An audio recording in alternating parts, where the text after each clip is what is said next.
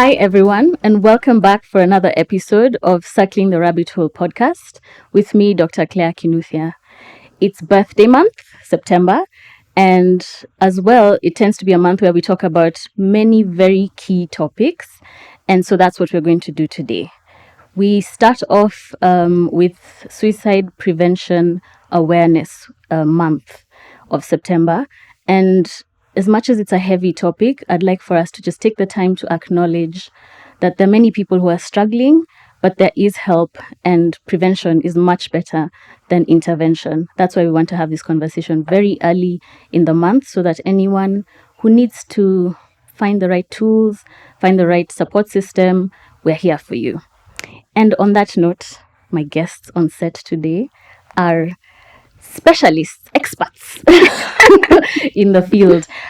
Here on the podcast, we talk about sexual reproductive health topics a lot, as well as related mental health topics. And that's how this ties in, because as I keep saying, it's very difficult to separate physical from mental health, just in general. So we're not the ones who are going to try. So as is traditional on the podcast, I'd like for you guys to introduce yourselves just so that the audience can be aware of who these beautiful women on set are. Okay, thank you so much. My name is Leila Kisiah. I'm the Executive Director and founder of Mending Foundation. Okay. Yeah, and I'm so happy to be here and excited for this you. conversation. First of all, thank you for reaching out. I was really excited to receive you guys your message because it's such an important topic. It's such an important conversation to be having. And as much as we have seen sort of more acceptance with the conversations around mental health, we still don't have enough conversations around suicide. But let me not get ahead of myself. My second guest today. Okay, thank you for having us so much. My name is Mukimba Rahedi. I am a partner with Mending Foundation. I'm a counseling psychologist and a mental health expert and advocate. So we're happy to be here. Fantastic. Yeah. Okay, so deep dive straight into our conversation today.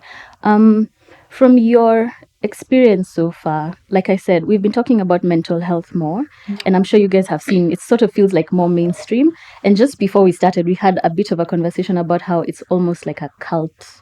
There are people who don't believe or understand what mental health is and why this conversation is so important. So maybe just starting with the basics, how would you break it down when we start talking about mental health? Actually, mental health is a big issue, but as you have said, it's a topic that some people treat it as a cult. It still has a lot of stigma, actually. Many people don't want to talk about it, or many people are putting it on the side of something. Yeah. So it's a topic that needs to be dug deeper, and not just within ourselves. There's the workplace, there's the communities, there's the schools. Yeah. We need to address it like a 360 issue to ensure that we push the narrative and everyone understands it at an onset level. Yeah. And like you've said, if we start, the earlier we start, because again, if we start having these conversations in schools, it sort of breaks down the stigma. And what about you? As a specialist, as you work in the field dealing with mental health pretty directly, what are your thoughts on the current situation in terms of how we are speaking about mental health issues? No, I think more could be done. I think at the end of the day, there's this...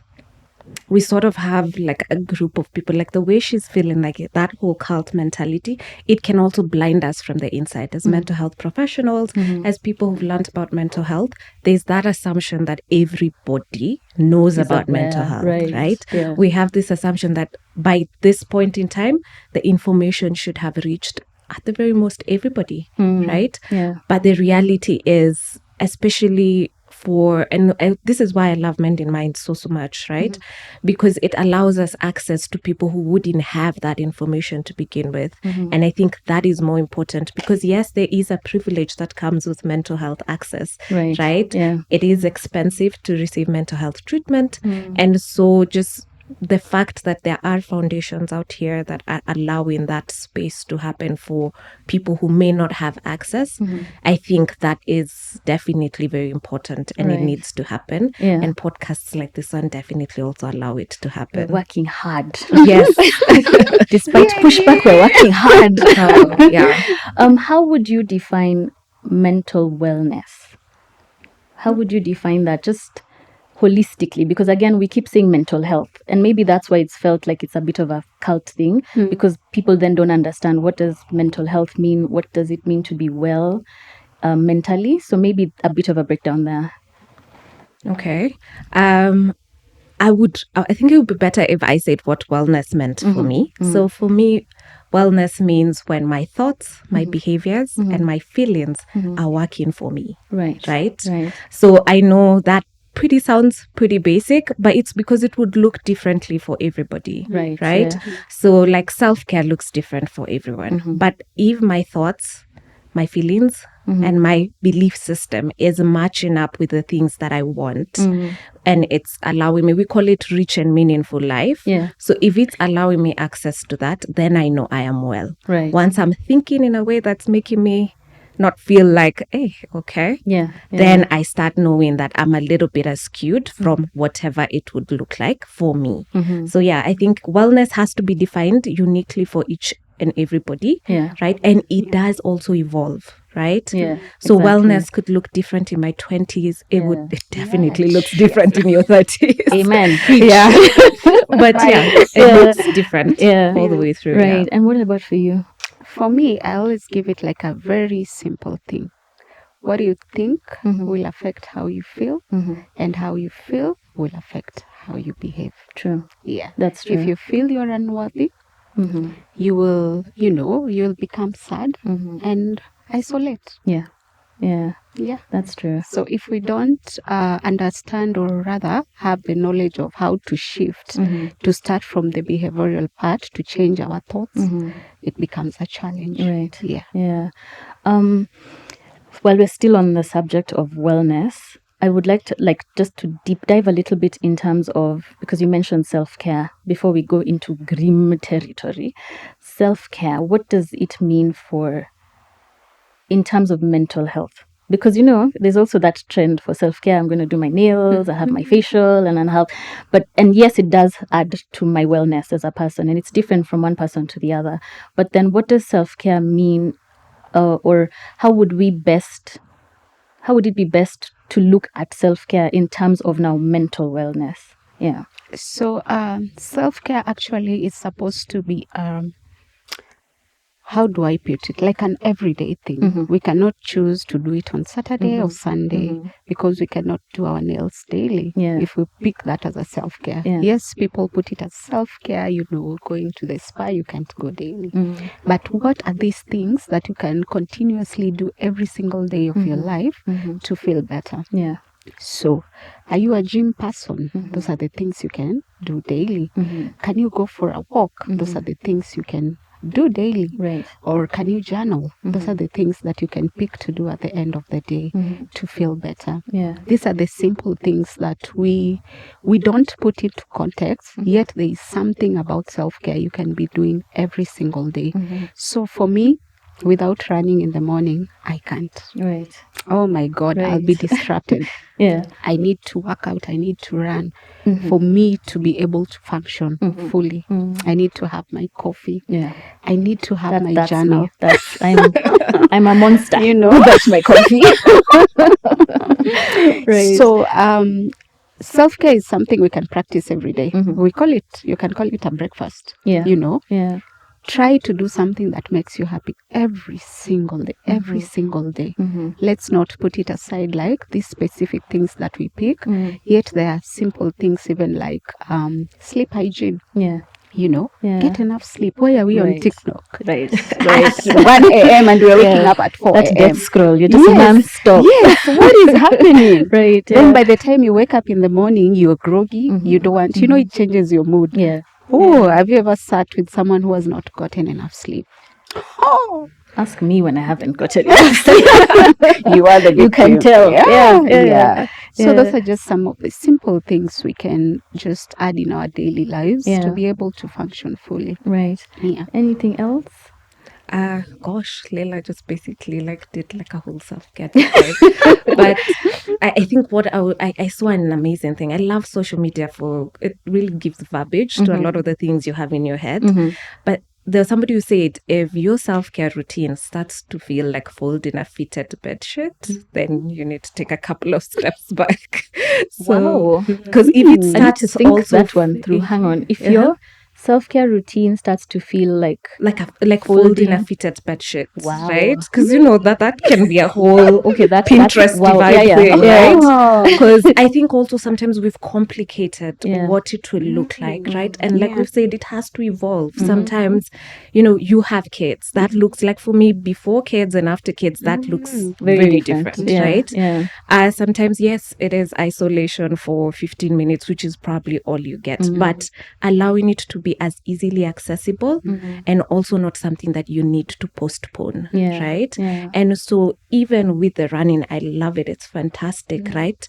But I think it's also going to be important for people to know if that starts to feel too heavy for you, then find something that doesn't also feel like you are really struggling to get the self-care list, the checklist. I like that. It's starting to the feel self-care should not feel like a chore at Struggle. the end of the day. It's supposed to make me feel better. Yes. Right. And Okay. I like what she's saying, because for me, do you know running?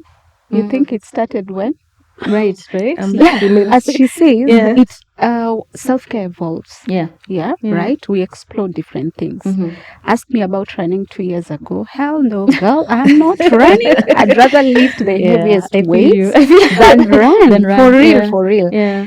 But again, end of last year, I was going through something, and one day I was like, let me try running. And I was like, that's it.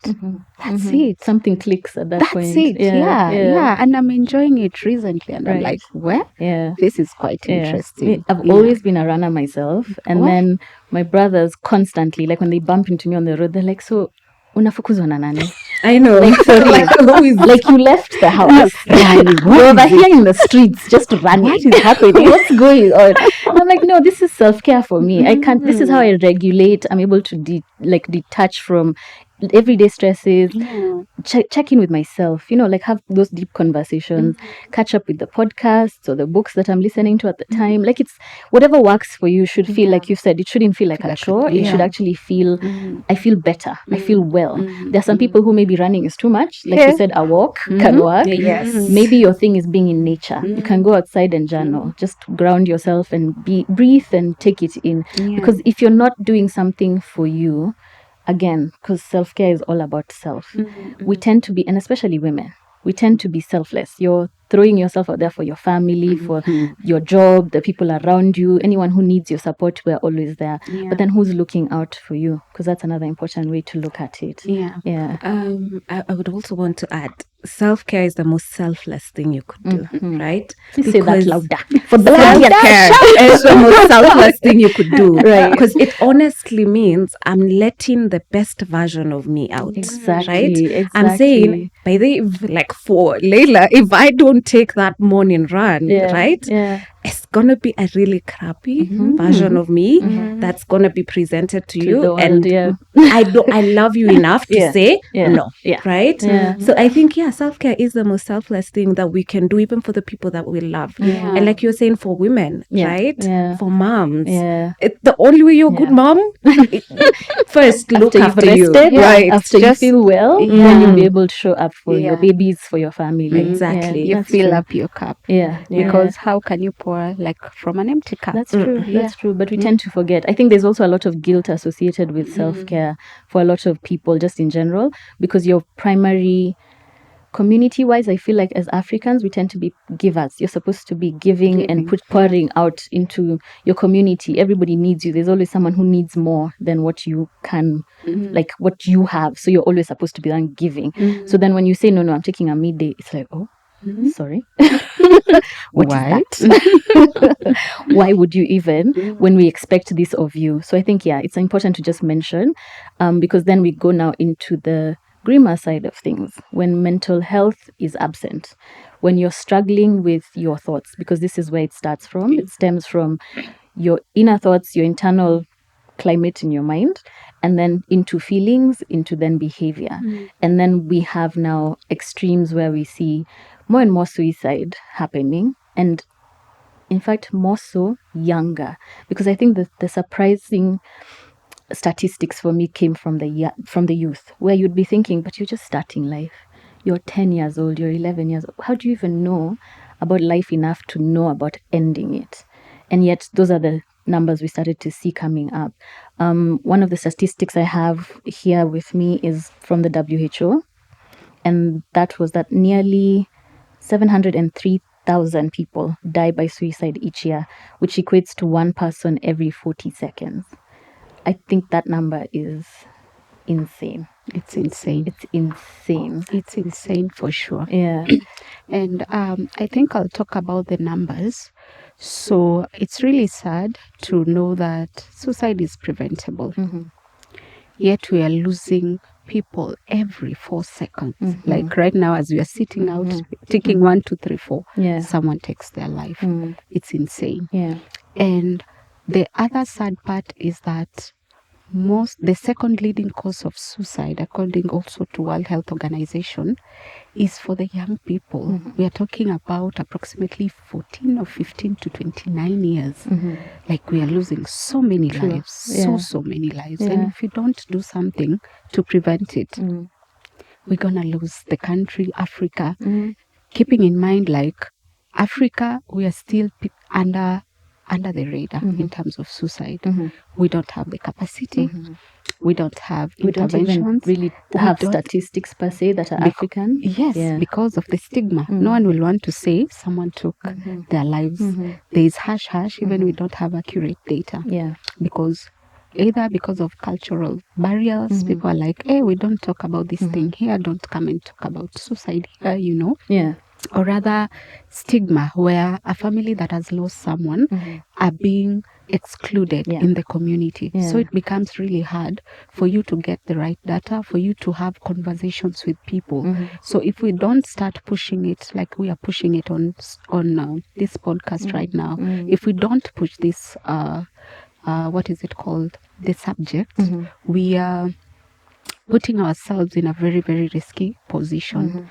Even think about the beginning of the year. There were so many suicide cases in Kenya as we speak. Yeah. We've had a huge surge actually since COVID, and it seems to be worsening every year.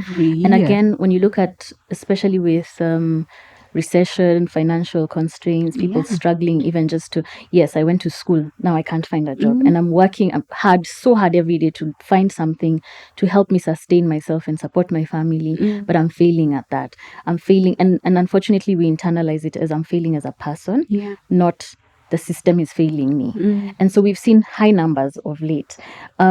Before we get to the prevention part, what are some of the reasons, or rather causes of suicide, as opposed to, because again, we're talking about mental health more. This is where the perplexment comes in.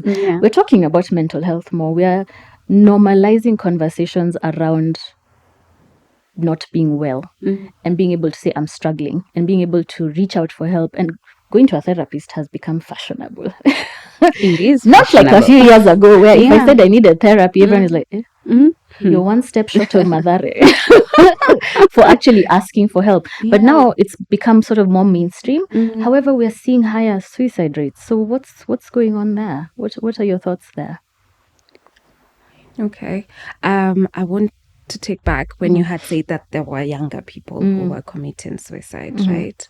And that has been because of a lot of experimentation and the fact that, especially with social media platforms for younger people, there is predatory behavior that does encourage suicide, right? So it can be a fad. Oftentimes, and I think in the training program that we did with Mending Minds, it was such a huge conversation that we had because we did realize that, especially for the younger people, right, it's experiments gone wrong. Right. Okay. So maybe just for the audience, let's deep dive into that a bit. Just explain that a little bit more. So there is social media is a fantastic place, right? We get access to things like this, but at the same place, it's also an open platform for predatory behavior, right? And misinformed behavior, because some of these people are not necessarily adults who are making kids do this. So there have been things called suicide pacts, and Wow.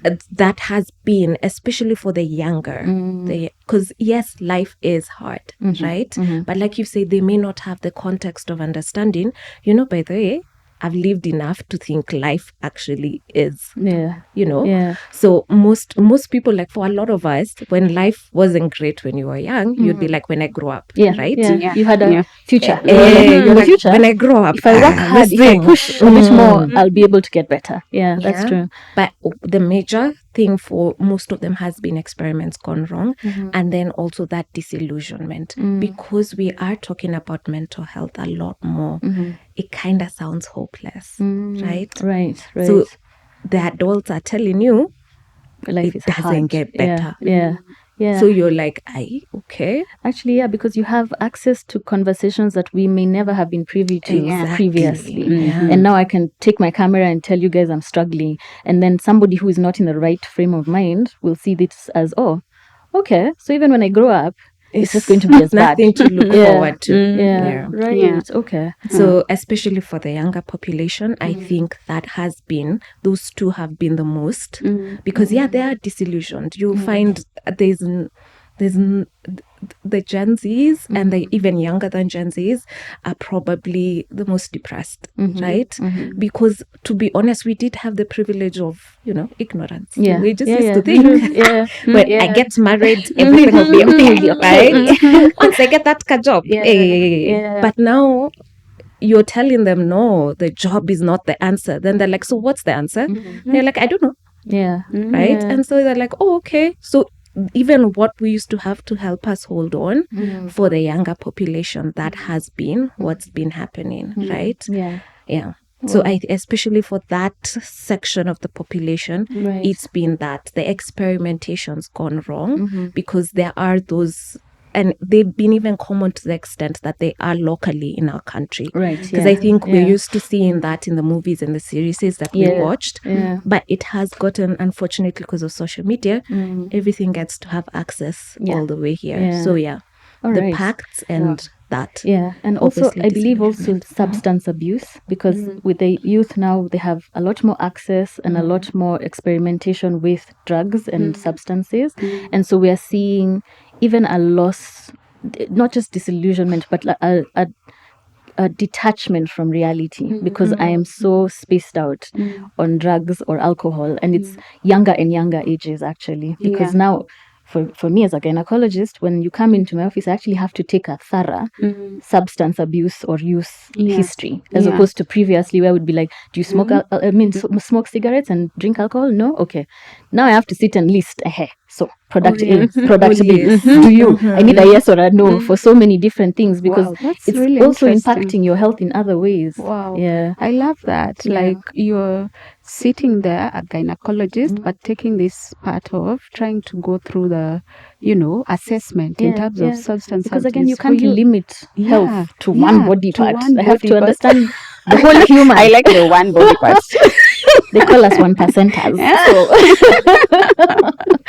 So you can't limit health that way, because again, even the medications I'll put you on as part of your treatment, I have to be sure of what else we're going to go and mix chemically before you go overdose or have a bad reaction. So it's becoming such a key issue, and yet again, not talked about enough. Yeah, it's true, because alcohol actually is one of the main things that is connected to suicide.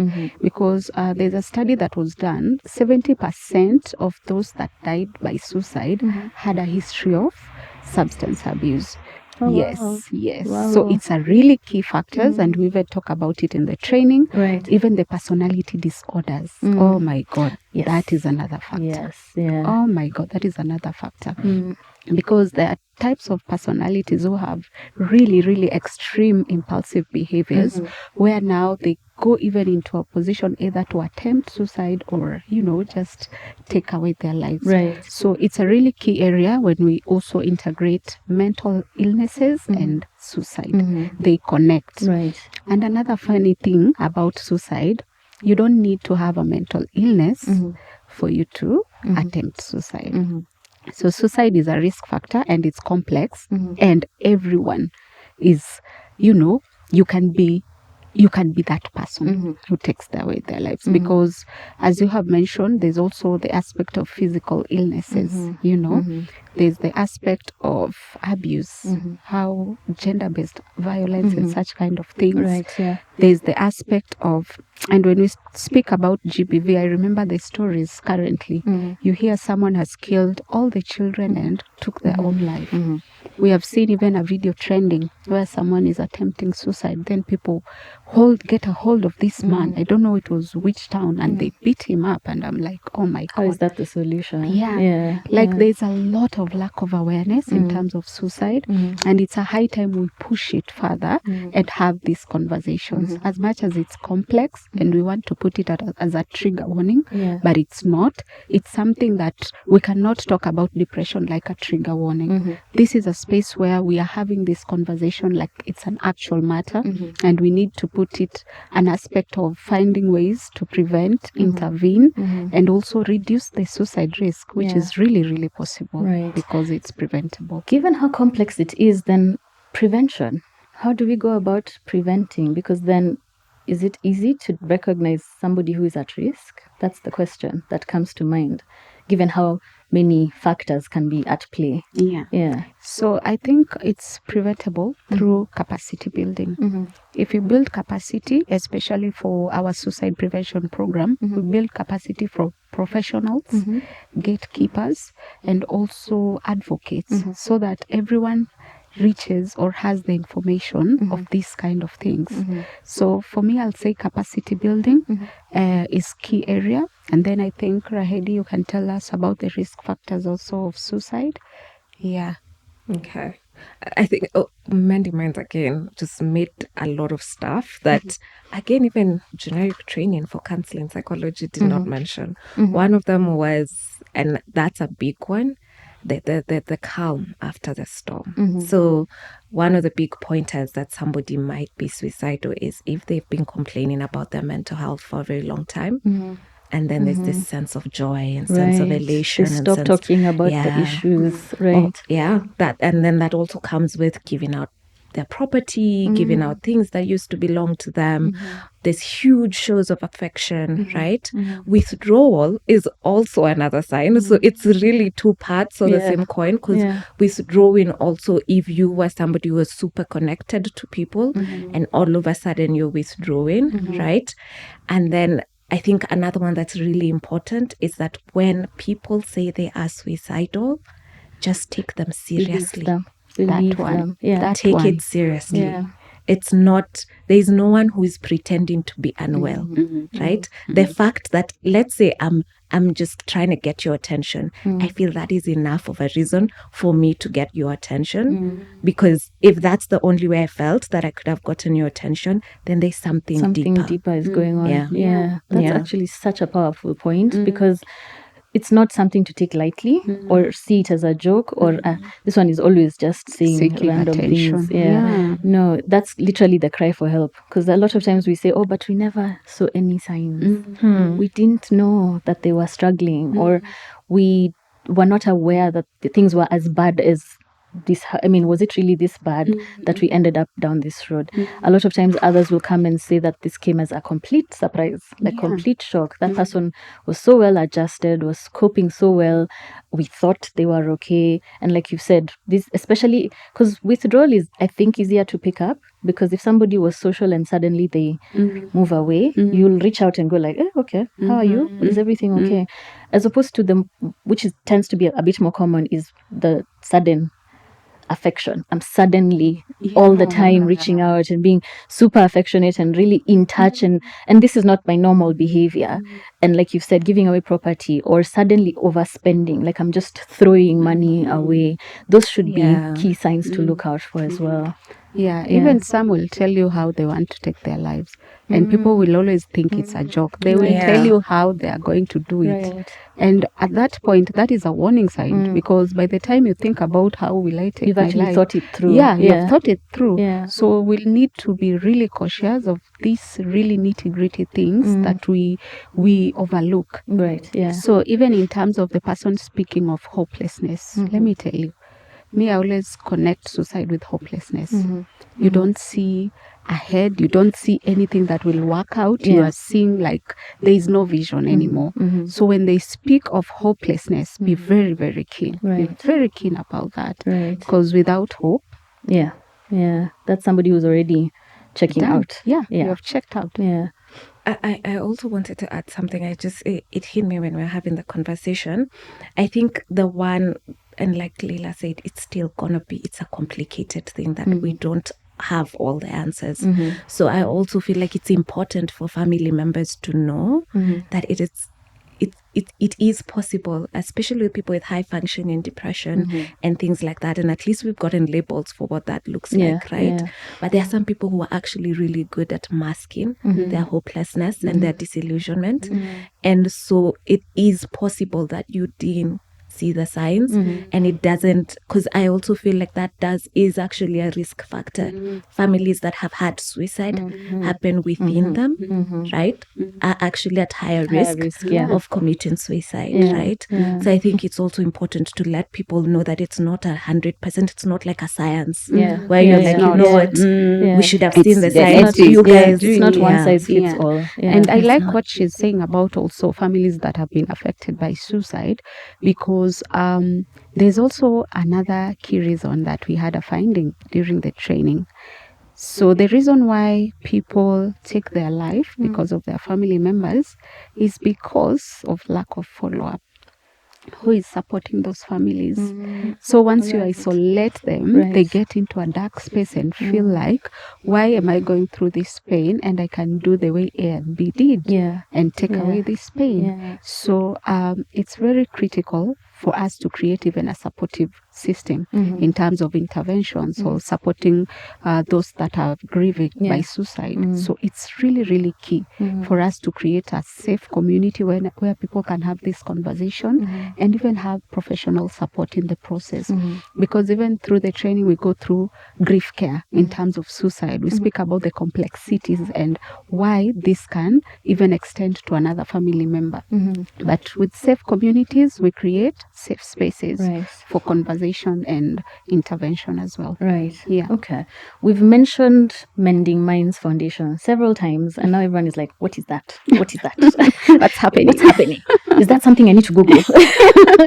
So maybe tell us a little bit about what Mending Minds Foundation is, the work that you do, and what inspired the foundation.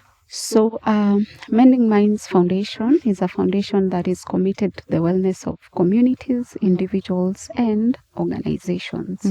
So, what we technically do, we create mental health awareness. We also have intervention programs where now experts like Rahedi come in, among others who have been trained. And why we need to train our professionals before they come into the system is because we have been going to schools. Even when she was speaking about the younger generations, we have been doing school outreaches. Let me tell you, the young people are talking about suicide. And that is why the passion for this program keeps pushing, and we keep searching to ensure we build enough capacity. So that is why if we don't address it at school level, it becomes a problem. So we also have the workplace mental health programs, which is also very critical, because if you don't create safe spaces at the workplace, we know of toxic workplaces. We know the toll it can have to our mental health. So we also have the marginalized community mental health programs.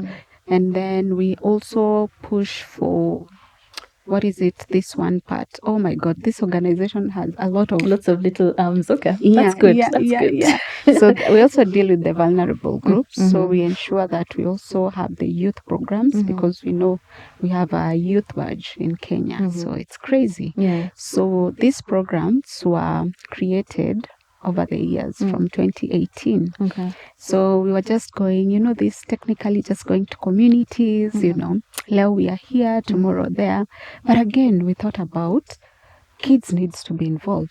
The youth need to be involved. So it has been growing based on evidences we have gotten from the communities Right. that has now given birth to our 3-year strategy, which is even stronger and more informed. Okay. So Mending Minds was inspired by my personal story. Okay. A family member was going through a hard time and he disappeared for a while. We could not find him. Then someone just identified him near our home area and they knew this one comes from this specific family. So by the time he came home, he was in a very bad shape.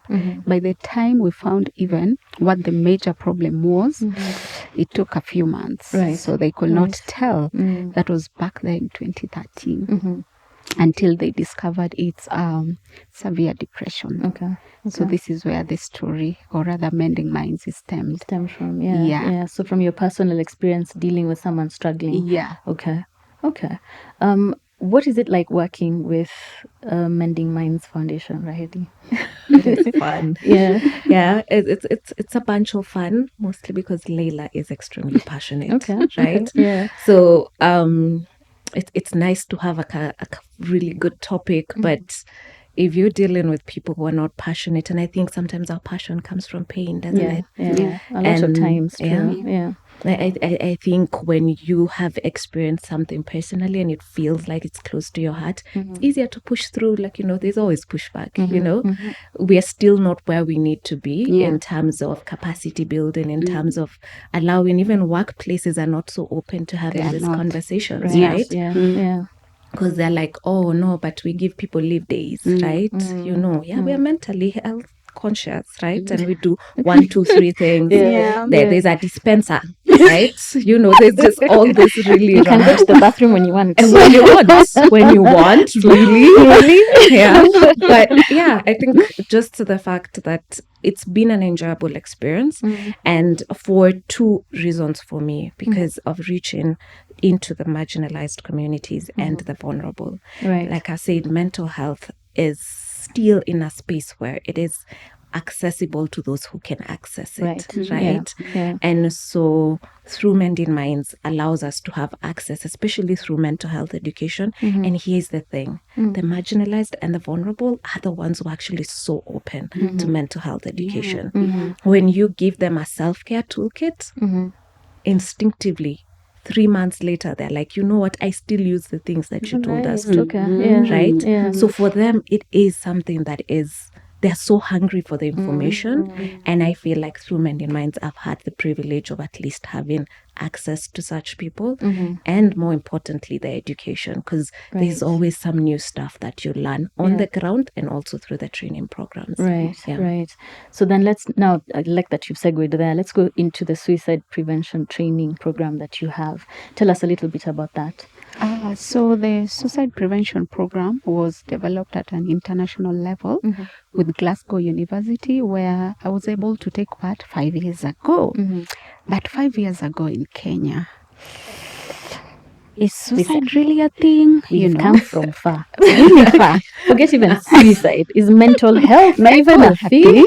Yeah. Now, if mental health is a thing, what about suicide? A topic that everyone cringes when they hear it. So in that moment, I was like, we need this. This is needed in this country, And after that, we've just, any interaction we've been figuring out what's happening. We ask questions, and asking suicide question is not a crime, because even asking someone if they thought or they have an ideation is not it's not something bad. It's for you to get the data and understand how can you support this person. So over the years, we've been seeing the gaps and the need now to build capacity for professionals, because if she handles someone and she doesn't have the tools for suicide prevention or assessing Right. suicide. Yeah. And I like the fact that you're speaking about assessing substance abuse. What about you join our training? You also start, you assess also. Just You know, like you're that. graduate. I Just have. like that. Just Inside. like that inside. Right? Yeah, because it's really interesting. And I like how when they get the tools, they're like, Kwani, it's just a the first tool, it's just a 4-step thing. It takes like 4 seconds.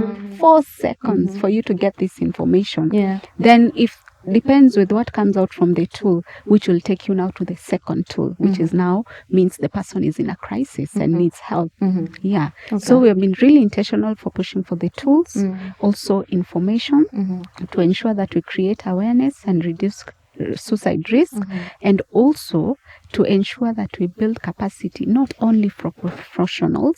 What about gatekeepers? What about workplaces? What about communities? Because it's a whole thing. If mental health is going in every corner, suicide prevention needs to be in every corner. Right. And I'm so happy because of how suicide awareness is being embraced. Especially this being the month of suicide. But for Mending Minds, every month we always have, it's 1 year now. Oh my God, it's officially 1 year. Congrats. Since the launch for the program. Yeah, I've just thought about it. I'm like, oh girl. And every month we have something on suicide, either a training or a workshop. Right. Every single month. I really like that you've said you have a program that targets the professionals. Yeah. Because the assumption tends to be that because I have medical training, that I know how to even identify somebody who's at risk or somebody who is struggling. Because again, a lot of people will come to the doctor. They'll come to the healthcare provider because I need help. Yeah. But then if I don't have the tools to identify, offer support, channel you to the right professional, then I fail you right at that point. Yeah. In as much as you reached out for help. Because sometimes we say it's because they didn't talk to someone, or we could have done something if we knew about it. But some people do try to reach out. So the fact that you've identified that there is a big gap even with the healthcare providers, and maybe that's the right place to start, so that if somebody came in, because again, just out of experience from my work, you'll come in, I see women's health, women's reproductive sexual health, but then again, we have care with partners depending on what the conditions are. But a lot of times, a conversation will start about a physical issue.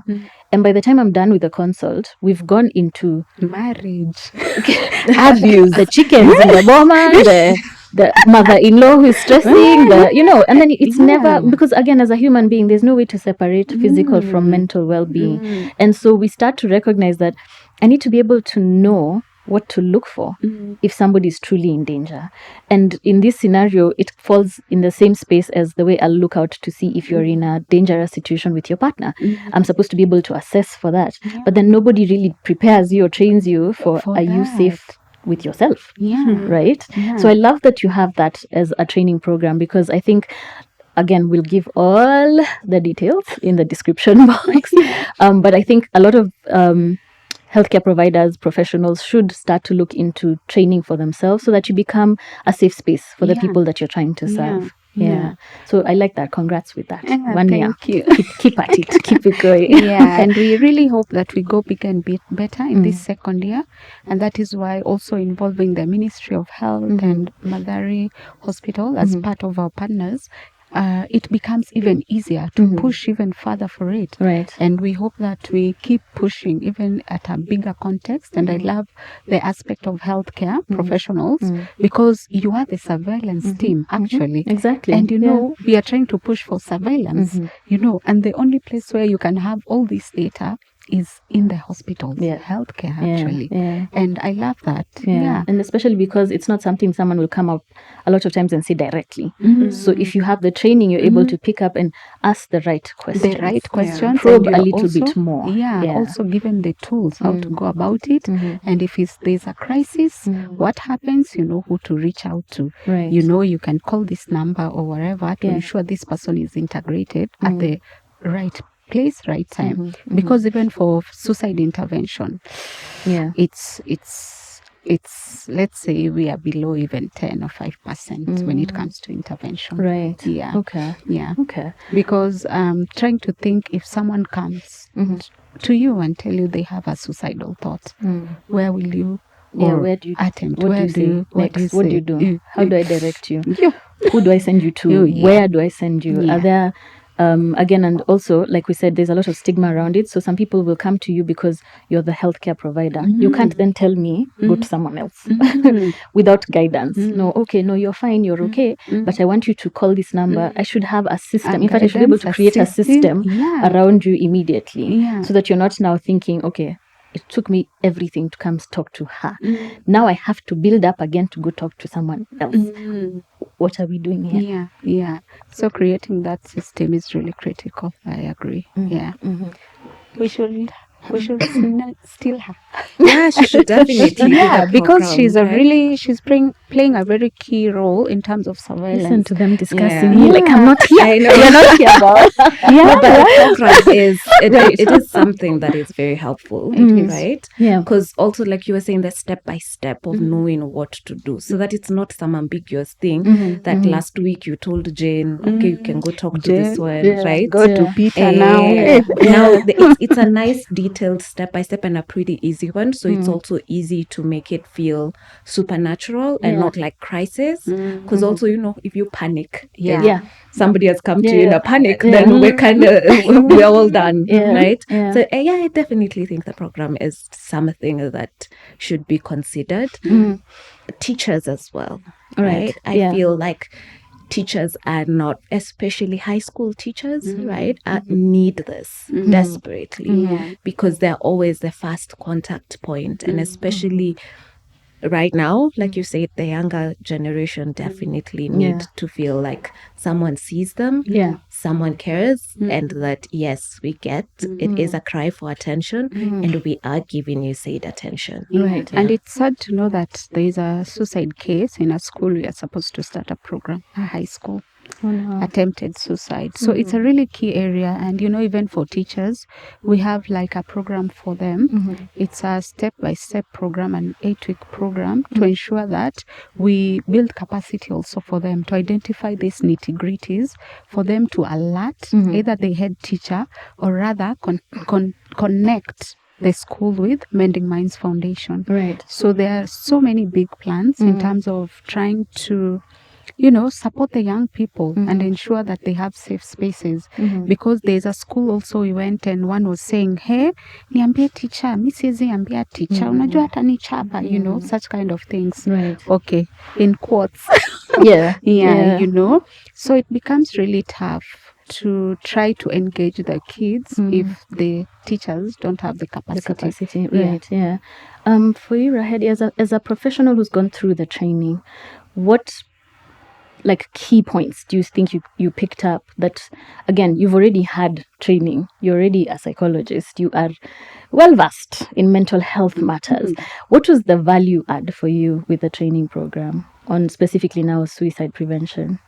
I think most importantly was finding out the statistics, right? I think Mending Minds has tried to at least get a couple of numbers put together. Okay. And when that was just as alarming, funny enough, like you said, you get trained, but you don't get trained on the actual stuff, right? Yeah. And like I've said, as a counseling psychologist, I'm in private practice, right? So to be honest, my clientele is coming willingly for therapy, right? I do often see people who are coming for therapy and not necessarily as a first aid spot, right? So now having access to that information, and that's what I was saying, like the marginalized, right? It's allowing that segment of people to get attention, right? That one who may not be able to call in and make an appointment to the therapist office, that's the person. And the first aid box, right? Having a collection that's basically, let me just break it down, right? Is who, yes, they've come to your office, right? You can't stay with them overnight, right? You can't stand guard until you ensure they've stopped being suicidal, right? So you ask them, you identify who is the call person that we can definitely have, who in your life can we trust with this information, right? we're still working on the toll-free numbers, but we are still a third world country. We'll get there, Yeah, we'll get right? there, yeah. But also a collection of those toll-free numbers in case things do get serious, right? In case the ideation does not disappear. That's also a really helpful spot. So the first aid, that one of identifying who in your life can we call, right? Yeah. Who in your life can we call? What resources do you have in your life? Could be basically even a walk, Yeah. right? Could be a drink of water, right? Could be making a nice meal, whatever it is that's gonna let us understand that before we go get mental health support, right? Before we can send you to a therapist office, before we can send you to a psychiatrist office, what can we do now for tonight, right? Yeah. Right, I like that, because again, a lot of the time, like we've said, by the time somebody presents, you don't have the luxury of saying, no, go come back tomorrow morning. Let's Yeah, address true. this in the Yeah, morning. Go sleep on it. We'll talk about this. By tomorrow, I'll have figured out who to send you to. We don't have that luxury. So being able to have capacity, I like the fact that capacity building is one of your big points, because then we have to have a network of support. Yeah. Not just the toll-free number. So I've called the number, and then After that, do what they have the happened? capacity to link me to the support that I actually need? In terms of my family, if I tell you that you can reach out to this person, can I then reach out to the person and help them support you? As opposed to, there's always that thing for, not my problem, Not my problem. next. And we can't do that in such a scenario, because we will lose the person. We will lose the person for so sure. again, good job. To the audience specifically, if somebody somewhere is struggling and needs help, how can they reach you? For anybody struggling out there, you can reach out to Mending Minds Foundation, info@mendingmindsfoundation.org. You can also reach out to us on our social media pages, Instagram, Mending Minds _foundation, also LinkedIn, Mending Minds Foundation, Facebook, Mending Minds, and also Twitter @mendingminds.org. So you can always reach out to us. You'll always receive help. As I have said earlier, we have like a section of well-trained mental health professionals like Rahedi, where when you're struggling, we connect you to the right people who have been built with capacity in terms of suicide prevention. So apart from that, they are also specialized in different areas, whether it's trauma. There's so many diverse, professionalism and our intervention program. So you can always reach out to us. Okay. And as always, I'll have all that information in the description box so that you don't have to memorize anything and be able to reach out for emergency situations. Sometimes we also even say, even when you feel like you're in the funk, don't wait till it's extreme. Let's start the process now. Final words, because again, it's a heavy conversation. Suicide is something people don't want to talk about, let alone acknowledge. Even if it's happened to someone you know, it tends to be so devastating that you want to withdraw and shut out.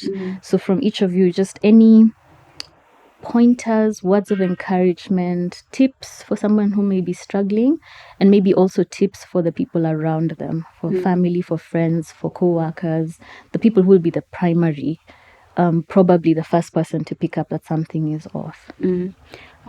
So for me, I will say suicide is preventable. There's always help out here. There is help. We don't know where to go, but there is help. And that is why a collective of professionals are working closely with Mending Minds Foundation to ensure that you get help. Remember, you're not alone. We are here for you. We will support you and ensure that you're integrated in the right system of support. So reach out to us for self-care tips or for any tips. As we are talking right now, you can write 3 things about yourself, what you think about yourself. Just 3 things. And also just think of a podcast, a song, anything, a movie that made you happy, made you laugh, motivated you. Yeah, those are the things you can hang on in the meantime to have hope. So it was really an honor. Thank you. And for you? Okay. I think it's important to let people know that if you fall down the stairs and you break your legs, or you get hit by a car and you break your legs, right? We are never judgmental that, hey, you got hit by a car, right? Yeah. You got hit by a lorry, right? So it's the same thing. Don't worry so much about what is the cause of your distress, right? It does not matter. If you feel distressed, you are distressed. Seek help. It is absolutely natural to feel that you need help. It's absolutely normal to feel that you need help. So get the help, right? Like she said, create a green flags list. Say something nice about yourself every so often. The world has a lot of negative things to say, just generally. So maybe the first point of contact of positive things that we can do for ourselves is that by the end of the day, do not invalidate your experience just because it does not match anybody else's around you. I like that because, again, unfortunately, another thing we don't talk about is just how much the influence of what I think people think has on me as an individual.